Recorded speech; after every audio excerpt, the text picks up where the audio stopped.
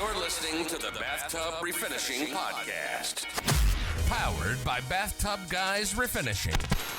We discuss the refinishing industry, interview owners and operators, and give tips to business owners and entrepreneurs. Now, here's your host, Daniel Montalvo. Hello. We're back. It's the Daniel and Jonathan show. What's up? How many times have you been on already? This will be my third. Cool. Yeah. Yeah, we were chatting before about employees Yeah. and scenarios with stuff like that. The bigger you get, the harder it gets.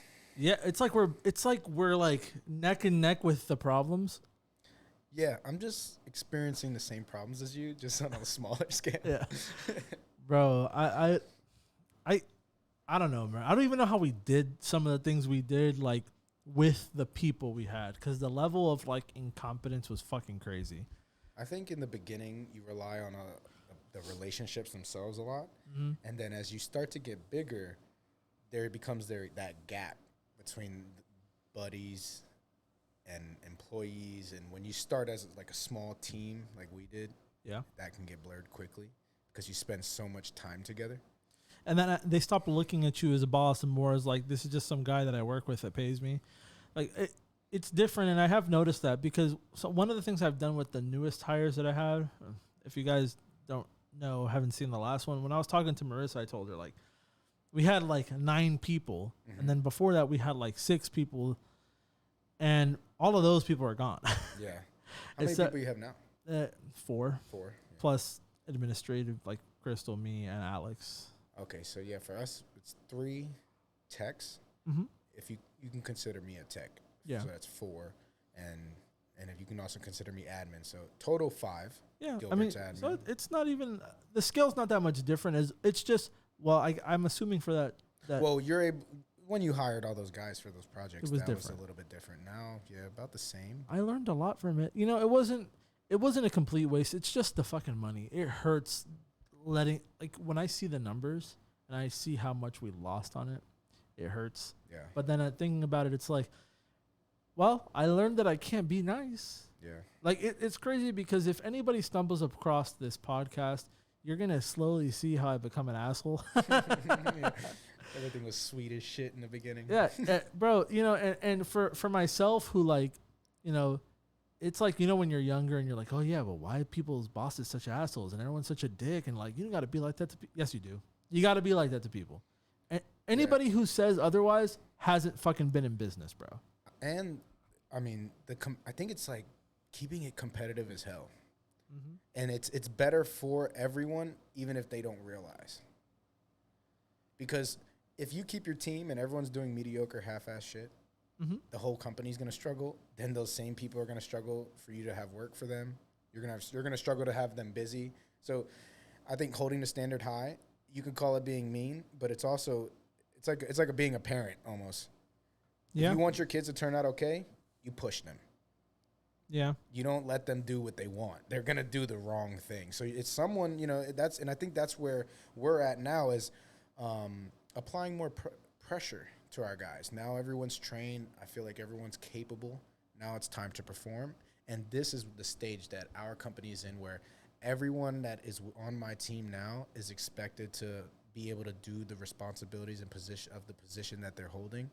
And I think it's harder because I was probably carrying a lot of the responsibilities of the project management and the end result, customer service. Once you start giving these guys that's when you really find out if they got what it takes to do this on a professional level for an extended period of time. Yeah. Or if they're going to slack the second you're not around.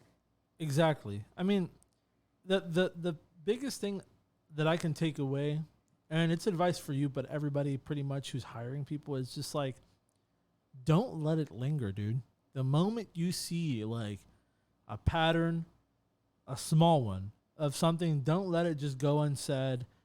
I always, you know, we were talking about the situation with someone who's been with you for a while, and like, I had a similar thing, right? I always try to give those guys the benefit of the doubt because they do have seniority, but I do tell them, like, you know, don't be some fucking pussy. Don't go and like don't go behind my back and make us look bad and then be like, well, I need to make more money or do something else. It's like, bro, talk to me about it. Don't just like, that's not the way you do things. It would be like the equivalent of you like giving them an unnecessary amount of work or just pushing them super hard and then not even mentioning like that you paid them less or some shit like that. It's like, it's like, you just don't do that. There's supposed to be some sort of, even more with those guys that have been with you for long, some sort of like, hey, you come to me before, the other shit. You expect that from people who don't give a fuck, right? Yeah. But you expect more from those guys. And I think it's a transitional thing that I'm going through too, where it's like there is a different expectation. And communication in general is something that I'm learning needs to be honed from top to bottom, because I consider myself a young entrepreneur because I'm 3 years into this business. So, it's not like I have been around dealing with this type of industry for 20 plus years. Like you've been involved. Well, you've at least been involved. Yeah, that's true. So it's transitional on all of our ends, because I've had issues with some employees, but also we've accomplished a lot of great things. So it's not like everything's bad, but if you ask the employee, and I've gotten feedback from my guys, and one of their things was that maybe I lack communication, clarity, clear communication on what's expected, what's not expected, and that is dealing with all these transitional issues as we get bigger. Yeah, I was able to do things one way when it was 1 or 2 jobs at a time, or just me and my team in the field all at the same job. Now we're splitting. Now there's multiple guys in multiple places. Each tech is carrying more responsibilities, and I guess relaying what the expectations are moving forward. But when you have these senior guys, you can get into that well, that's not how we did it in the past, or now I got to do more work. Am I going to get compensated more if I'm doing more? Yeah. These are tough questions that I have to make the decisions on that I'm learning now, moving forward. Anyone we take on moving forward, there's going to be more open communication and more clarity. So when it's time to enforce the standards, it's not such a big deal for everybody. Yeah. Yeah, for sure. I mean, that's kind of the same kind of boat I'm in with the 2 new people that we hired, because after the Delta, like I said, at one point we had 9 people. I let everybody go except for one of them that was there, and he's kind of part-time anyway. And so like I've kind of had the same thing where I'm just being a lot more forward about everything. The moment I see some bullshit, I'm calling it out, not letting it linger. It's at the same time, you got to take the human element out of it. And it's, there's people that'll probably think that's cold and that's corporate and that's fucked up. And it's like, well, the alternative is literally being taken advantage of. And my own guys have told me I'm too nice, and that it works better when you're not, and that there has to be a very distinctive threshold where this is what expected, and anything more will be compensated, anything less is not tolerated. And maybe in the beginning, by me getting involved with these guys so closely, which is not that I did that on purpose. We just out of necessity. We were working together for so long that you're gonna eventually get close. And then there's that weird threshold where you don't necessarily know how to move forward, but moving forward with us, definitely there's gonna be standards. Everyone's gonna meet those standards, and if they aren't, they just won't be with us for very long, because it impacts the team as a whole. That's something I'm learning too. One bad apple can jack shit up. Yeah, the moment one person gets into a pattern of not doing the right thing, especially when it's a person that's been there, it tells the other people that this is okay. Especially when they hear you saying, "Oh, I'm going to enforce it," and then they don't see the result of it. Exactly. No one takes you serious at that point. Exactly. We can't have that. In anything, that transfers to anything in business. So, hiring people fucking sucks. It does suck. It's a necessary evil, especially if you want to grow. That's the only way. Yeah, if you're not willing to deal with it, and it's something that I don't like dealing with. I don't like that negative aspect that when we complete these projects and everything goes well, I love it. Yep. But sometimes you got to deal with the bullshit, man. There's always going to be some sort of tension, but one of those things that I've tried to implement too with this new crew is kind of I am there as an enforcer. Like, I try to separate myself. I'm not talking to them like friendly and stuff because I just feel like they gain way too much confidence when they think you're boys or that you're friends with them. And it sucks that I can't be that nice, but for a lot of people wondering why, it's just like we had 9 people doing 12 tubs at a hotel and it wasn't getting done on time. Yeah. Like, that doesn't even make sense. Whereas I sent 4 people to do 22 tub enclosures, which is double the work, and it got done in 2 days. So that's the difference, right? Like, it'll get done if they want it to get done. And if the people like who are there to learn actually wanted to learn, because skilled people will get it done. You know what I mean? And part of that reflects on us. I talked about that. I should have been a little probably more thorough with the training, maybe, and with in the future, if I do hire people with no experience, shadowing somebody and like being behind them, kind of being like their bitch boy for a little while, like. That's how people really learn thoroughly. That's how they learn thoroughly. And also, us as employers, we need to be, I guess, more selective on who we're bringing in. Yeah, when you see like, red flags during the interview. We could look at that way where, we need to do this and this and this. Or we could look at it like, maybe we just need to hire quality people who have initiative and some sort of common sense and or have some self-drive. I like what the guy from Alliance Refinishing told me, or Alliance Reglazing. He said, hire fast and fire faster. I love it because it's true. You know, I hired those 2 new people, but I had 2 other people who I hired and I let go within a week.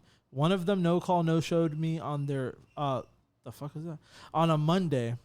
I think it's the AC. Who knows? But anyway, on a Monday, he no call, no showed. It was the first day of his 2nd week.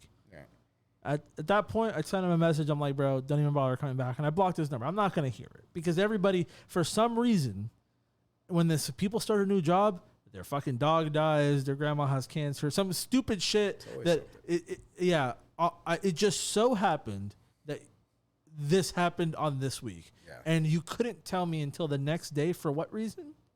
Like, I think it's avoidance. Yeah, of course. They just don't want to deal with the whole problem itself either. And so, you know, but there's consequences to that, man. Yeah. Like, you will lose your job. You can't do that. A no-call, no-show in most places that have to do with service-based stuff is an immediate termination. Yeah. So, like, to me, I was just like, no. Then another guy, during the hiring process, he told me he had a vehicle. He told me he had transportation. I was like, well, you need a way to get to the shop. I don't care. Once there, you could use one of the trucks. And he was like, oh, that's not going to be a problem.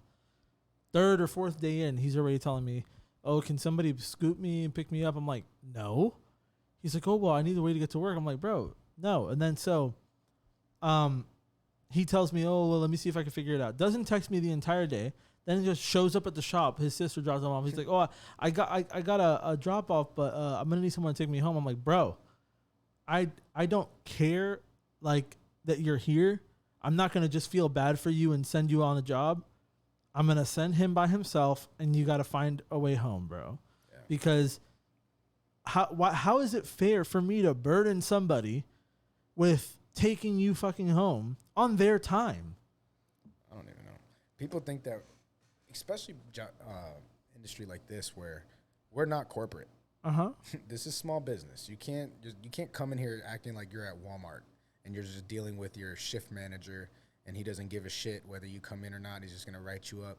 Every employee that we hire has an actual impact on the success of me and your companies. Yeah, and they don't see that shit too. And they also don't look, if you start the application, like the interview process off by lying, how am I ever supposed to trust you? Like, if you lie to get the job, for real, it's like you're just a liar, dude. That was a qualification. Yeah, that's like there was that qualification standard was there for a reason because we've dealt with people who don't have rides, and it becomes a burden. If you're gonna lie about that, what else are you gonna lie about? For real, you know? Like it's just making me waste time and money. Yeah, I primed the tub. No, you didn't. Yeah, exactly. It's like, bro, you're the same guy that lied about having transportation. How am I supposed to trust you? You know, you starting off from a place of distrust. It's like the same thing with a customer, you know? Like, if you tell them, like, oh, this is going to be the price or some shit, and you're one of those people that jacks it up last minute, it's like, how are they going to trust you? Yep. Like, nobody's going to trust you. But aside from that, Yeah, the whole hiring thing. That could be an entire fucking episode. And that goes for freaking pretty much any industry. I would say it's terrible, probably. Yeah. I don't think there's a good industry for hiring anyone. And that's why corporations go through people so fast. Yeah, and that's also why they set up like these hierarchies where like the CEO doesn't know. Everyone's a fucking number because it has to be like that. Like if you want to be valued at your job, like you need to stand the fuck out and not be like, don't go and just perform badly to try to make a statement. All that's telling them is that you just don't give a fuck. Yeah. Like you need to go above and beyond. Cause the basic stuff is shit that anybody could do. Like even with this, it's like, okay, so you spray a tub well and like, I also think that if you're going to take a job, remember that you asked for the job. that's true too. It's not like we're coming and begging people to work for us. All right. So That's a like, funny thing too. people ask us for jobs. We don't ask you to work for us. So when you're starting to jack up, like remember that there's other people who are asking for work all the time. And it's only a matter of time before you find the right team and their team will take off. So you either get with the team or you get gone. Oh yeah, and when they see you so successful and everything playing out, they're like, "Damn, where could I have been in there?" Yep. It's like you probably would have been a higher up if you weren't such a jackass. But other than that, what's new, bro? What's been going on? Well, we got a new hire. She's doing well. She's picking up the skills pretty quickly. How do we both hire females at the same time? I don't know. Maybe we just needed a change of pace. Yeah, and then when they We'll see outperform the guys, We'll see how it works out with that. when they outperform the guys, you can roast I hope them. they do. Shit. Yeah, That's what I'm looking for. that's what you got to do. I mean, honestly, I don't care who does it as long as they do it good. Like, I feel like a lot of the times, believe it or not, you know, there's always a stereotype about women having egos. I feel like men have way fucking more fragile egos, bro. They take everything fucking personal. A lot of men don't know how to separate business from you just being an idiot. Yeah. And it's like, you know, there's a separation there. I think some people just got it. Some people don't. That's true. You know, that's what I'm learning is like, it's no hard feelings. You're just, it's not a right fit. Mm-hmm. That's it. Like, especially this type of industry, because I look at this as a piece of a work of art. Mm-hmm. Every time you touch a tub, I mean, it's pretty much a representation of yourself. That's true. You know, if you're going to go and do a half-ass job, that's a representation of your character. You know what I mean? And then what I tell my guys is not only do you need to have a work ethic and want to do the job right, but don't consider yourself a professional until you're doing the job right and on time. Yeah. Because if you're taking 10 years to do something simple, but it's perfect, that's you're not a professional. You're good at what you do, but how we keep this business running is by one, doing a great job and doing it quickly so we can get to the next job. Yeah, it's maximizing like efficiency and all that stuff. And that's part of the position is time management, project management, your ability to not take 3 years. Yeah. It's like, come on. It goes hand in hand with professionalism overall because like what do like real professionals do is like they make their own systems to like make sure they get the hell, you know, out of there. Yeah. But do a That's quality part job. of the sell of this type of industry is the fact that it's a one-day thing. Yeah. It can't be a 2-day thing. Then it really is not that appealing. Well, everybody wants everything fast too. So it's like even with remodeling, like if you got two bids, one for 10 grand and one for 15 grand to remodel your house, and one of them is going to do it in 3 days and the other one's going to do it in 2 weeks, you're probably going to go with the one that's doing it faster. Yeah, and it's less time in your house. Yeah. Every day that we drag on a bathtub or a shower that because of little issues, because of this or it took too long, that's another 24 hours before they get to use their shit. Like, you know what I mean? And it starts to add up. And so that's what I tell my guys is being a pro is more than just having the shiniest tub. Yep. Like that's a big part of it. And the actual end result is, but it's the time management. Can I trust you to go do this and finish within a day or not?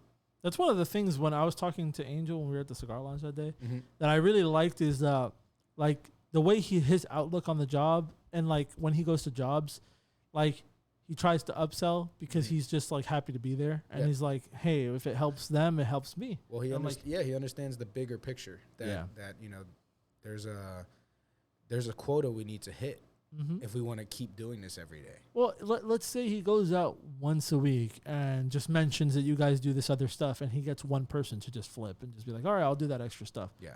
It's one less lead a week, dude. Exactly. that you need. I mean, you can fill the schedule. That's another lead that you can put further back and maybe even give to another tech, and you make that money faster. And if you understand how much it costs to get a lead, then you know how valuable that is. Oh yeah. And then a lot of them, a lot of people don't always need the tubs, but like counters, cabinets that you guys do. And because of this industry, they don't Get even other know leads. that half of this shit exists. Yeah. You know what I mean? So like you could go into someone's house for just a tub and let them know, like they still don't know that countertop refinishing exists as well. Yep. Or that we can repaint their cabinets. Yep. So we upsell like that a lot by just having our techs let them know that this is even an option. Yeah. You know? It's really interesting. Like once if you have a person who's effective at that, it's just about like natural fucking charm for a lot of people. And like that enough is like enough to just be like, yeah, here, just take my money. Yeah. It's cool. Yeah. But I know you got that project that you guys did out in Sebring. Yeah. I did want to talk about that briefly a little bit.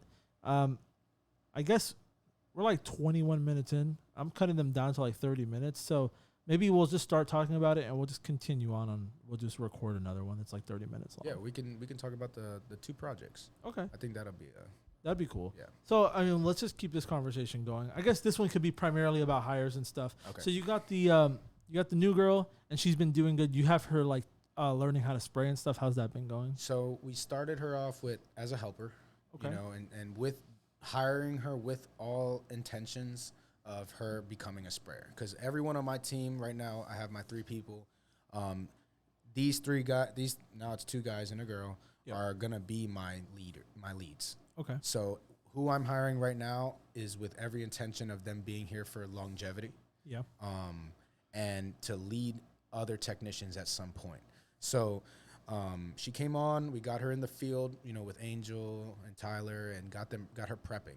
Once she understood that process, we went from kitchens to counters. She's pretty much done it all. This week or last week, we actually started training her how to spray.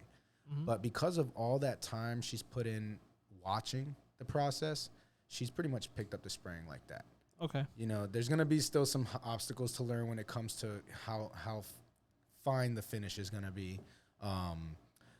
And we still got to do some more in-field experience, with the pressure of being in someone's home, the pressure of completing a project on time, and her time management. But overall, I think she gets the gist, and she's going to be a, quality team member. Has she, has she like kind of more understood the way you guys do things versus, I know there was that little incident in the project, and like, is she kind of like more like, okay, I understand this now. I understand how it needs to be. I think she's seen it firsthand now, how the projects are run, why the schedule is the way it is, that, the things that you can or can't control. And maybe that's a good thing that they're so involved with me direct, because they get insight that maybe your guys don't get from that being that separation.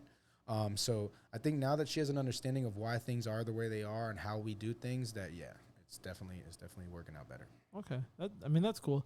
And there was another person that you had on there that was like a helper, but I don't know, was he was just part time? Yeah, no, we brought in one more guy as a prepper just for the project. Okay, just give us an extra hand so that way. So how are you planning to structure the crew overall? Are you gonna have like your plan technically to have like 3 leads and then people under them for just prep? Yeah, pretty much. Also, I'm going to base it off of how fast we expand with work. Yeah. So if I know with three leads, this momentum, I know we can manage it. And this is probably, it shouldn't get any slower than this for us moving forward. So I feel like we're going to meet our threshold with these 3, and any hires moving forward will be based on an as needed basis. Yeah. So for example, if we get the project at the Sheraton, in May, we're definitely going to need more. That's a 600 headboard refinish. They're like Formica headboards that are mounted to the wall at the hotel. They're removing them, sending them to our shop. We're going to utilize a pod system. So we're going to rent pods, drop them off, have them shipped to us. We'll paint them, load the pod back up, send them back. And that's where I'll need manpower, sanding. I got my sprayers now, but we need prep, sanding, and just moving the pieces. I've transitioned to like the way I'm trying to outlook it now is like I want people who just know how to spray. like who know how to do it all, pretty much. You know what I mean? Like in projects and stuff like that, just regular labor and stuff, you can literally just hire, like you said, as needed, and just tell them this is temporary or whatever the fuck, and you know you're just gonna be prepping here for a couple months, and then, but and it's always better to be honest with them about that because you don't want to give people false hope or anything too. Yeah, and that's why like I hired that other guy just for that project. There was no, like he didn't expect to be a full-time employee, but he, you know, it was a good week or two worth of money for him that he could have used, and we needed the extra body. But I think you're on the right track with making sure everyone knows how to do everything. Yeah, bro, because the last thing you want is one person to be out, to be late. or then your preppers get relying on your sprayers. Yeah, and then they can't perform without somebody else. You can't work unless that guy shows up. Exactly. That was the issue that we used to run into. And then I had a tech named Gene that I've talked about a million times, but he used to complain about that. He was like, well, you know, if you're going to keep sending me to these larger jobs, can I have a prepper? I'm like, that would be ideal if you were consistent, because how am I going to have some guy here depending on you showing up to work when you're so fucking sporadic with the schedule? Sometimes you don't even want to show up. Yeah. Sometimes you no call. Sometimes you fucking no show. It makes us look bad. And, you know, that's why I've been so hard on things like no call, no shows since then. It's like they don't understand that, like, their actions has consequences. And like you said, they can't even work without you being there. What are they going to do? And you're making my job harder. I didn't hire you to make my job harder. That's also true. Like, that, I hired you for the exact opposite. Yeah. For hotels and stuff, if you're doing a lot of bulk, I get it, you know. But also, you know, if you're doing, let's say, like we always use the example of like 10 tubs or some shit, right? Mm-hmm. You only really would need probably maybe one person extra, but it could probably be like with two guys who really know what the fuck they're doing. It'll probably be, you know, done. It's gonna be uncomfortable. It's gonna be long days, but it could be it could get done. But and that's part of what we're trying to achieve too, is how do we get these projects done without killing our guys? Yeah, exactly. And that's why we're hiring these individuals. So when I hire these guys, I let them know, like, you are the solution. Mm-hmm. So if you feel like you're overworked, you shouldn't, because you're here so these guys don't feel overworked. Mm-hmm. Because at the end of the day, I try to tell them that your value is based off of what you can produce. Mm-hmm. And if as a prepper, you can only produce so much. Yeah, and every time that there have been times where we've overworked the guys. I'm not afraid to fucking admit it, because shit happens, bro. But at the same time, they got compensated for that extra time, and at the end of the day, we didn't just tell them like, oh no, this is gonna be fucking easy. Like, we had a plan, it didn't fucking work out well, then we have to fucking bust our ass and get it done. Yeah. But you know, that's the important thing, is just communicating those things. Communication's key, man. I think I've dropped the ball a bit in the beginning with communicating. And I think that's probably just because I didn't have everything figured out, but as the years go on and we get more experienced, I mean, I don't see that continuing to be an issue, especially with experienced people. The longer they're spraying, the more they're spraying. Like, you can't tell me with a straight face you can't do 3 tubs start to finish in a hotel that don't have anything wrong. Like, if they have nothing wrong, what do you like? Of course you could do that, especially with the efficiencies that we've been starting to create to do those projects. How to move equipment faster, how to structure the layout of how you, when I talk to the property, how you give me the rooms. Yeah. You want this done efficiently, or do you want to be a pain in the ass and have me going from floor to floor? Yeah. You know, things like that with experience, and as we land more projects, it actually makes the projects, some of those project days that we had in Sebring were easier than a typical residential day. Yeah. You know, because of how efficient we got. And you know the rooms already. Like, you know, you're not stepping into anything crazy. Every single room is pretty much a clone of the other one. Mm-hmm. And so the expectation is like, well, I already did this twice today. Here's a third time. Yep. And then the next day, I already did this 3 times yesterday. Mm-hmm. Every day, it's like, well, it's the same thing I've been doing all fucking week. Yeah. And it's easier, you know.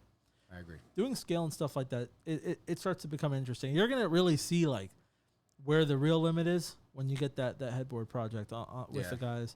But I do think it is the right move to just start getting those gears flowing in your head of like, all right, I'm gonna try to get some people to help with that, because it is going to be an undertaking. And even if you're more efficient than you think, it's better to not need them and just be like, hey, well, we don't really need you, than to just not be prepared. Like me. When I pick helpers, I pick people that, if the time came, I could possibly hire. Yeah. So that way the investment of experience isn't wasted. Yeah. So, you know what I mean? I'm not going to pick some random guy I'll never see again. I'm going to try to pick a guy that is in the area that, you know, if he may or may not need work in the future, but all right, come work with us for a little bit, kind of start getting the juices flowing. And then if we hit another project, these are going to be the first guys I'm calling. Yep. So that's how I'm doing it. That's awesome. I mean, that's how you got to do things, man. And I was going to say it's basically the opposite of the way I did it. I learned the hard way that you can't just like wait for some shit to happen and then just be like, now I'm going to hire everybody. You got to start planning that shit, like you said. Yeah, you got to start planning it. And it could, especially for me, it could be a little bit intimidating because of you're so concerned with the financial portion. Like, all right, I don't want to go too over budget because, you know, we're trying to keep as much as possible to build working capital and get the next project and fund things. So this project in particular with the headboards, I'm really trying to get ahead on the whole planning aspect.